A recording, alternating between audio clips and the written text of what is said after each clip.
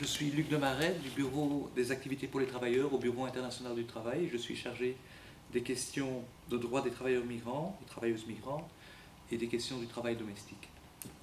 Je crois que la réunion a permis de faire trois constats au sujet des migrations. Premièrement, le débat global, le débat mondial sur les migrations a lieu en ce moment en dehors d'un cadre normatif des Nations Unies, en dehors d'un cadre de droit.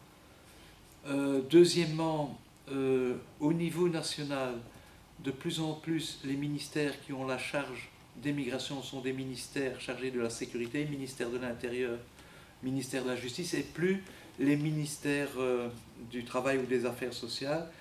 Et troisièmement, de plus en plus, les politiques migratoires sont restrictives et on insiste de plus en plus sur des migrations temporaires, un petit peu comme si les travailleurs et travailleuses migrants étaient à peine tolérés et on demandait surtout qu'ils retournent chez eux. Donc il y a un déficit de droit au niveau des questions de travail migrant. Il y a un déficit de dialogue impliquant les organisations de travailleurs qui représentent les travailleurs migrants.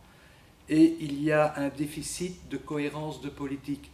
On a l'impression que les gouvernements, lorsqu'ils sont dans l'enceinte de l'OIT, disent une chose et qu'ils disent autre chose lorsqu'ils sont dans d'autres forums, comme par exemple le Forum mondial sur la migration et développement, qui exclut les représentants de la société civile, y compris les syndicats, et où le rôle de l'Organisation internationale du travail a été marginalisé. Nous avons, au cours de la réunion, et les collègues des organisations syndicales ont insisté sur le fait que la migration est d'abord et avant tout une question de travail, et que dès lors, elle doit être en débat. Le débat essentiel sur les questions doit se trouver à l'OIT, à l'Organisation internationale du travail. Le débat doit impliquer les organisations qui représentent les travailleurs, les organisations syndicales qui ont leur mot à dire, bien sûr aussi les employeurs et bien sûr les gouvernements. Donc il doit y avoir un dialogue tripartite.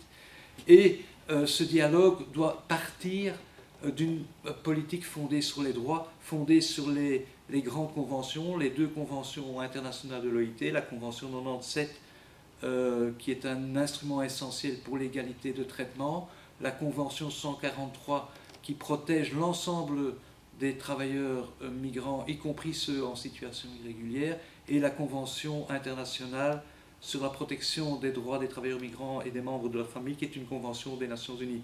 Donc le constat qui a été fait à cette réunion, c'est que les instruments normatifs ne manquent pas. Ce qui fait défaut, c'est la volonté politique de les ratifier et de les appliquer.